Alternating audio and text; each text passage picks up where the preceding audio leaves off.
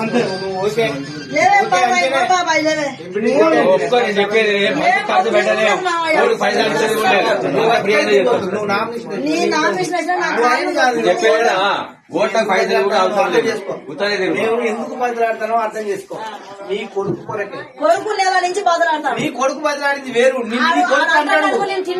నువ్వు తినకున్నా తిన్నా ఇప్పుడైతే నువ్వు చేతులు పట్టుకున్నావు ఎక్కువ పైసలు కూడా మేము చేస్తాం గాని నువ్వు అంటేనే ఇగో నువ్వు ఓకే ఆగాలి చెప్పాలి.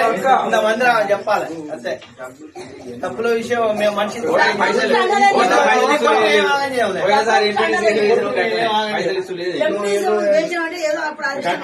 అన్ని గట్టిగా ఉంటాయి. ఇప్పుడు కూడా గదే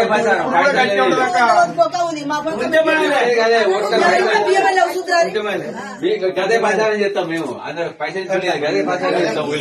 మరి మీకేం లేకపోతే మేము ఉన్నామమ్మా.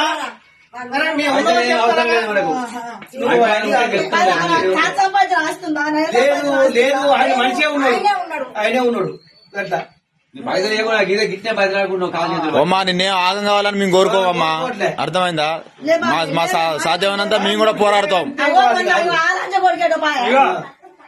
మంది నా మనవాదిగో ఇల్లు కాలు పట్టుకుని వేయించుకుంటాం. నీ కొడుకు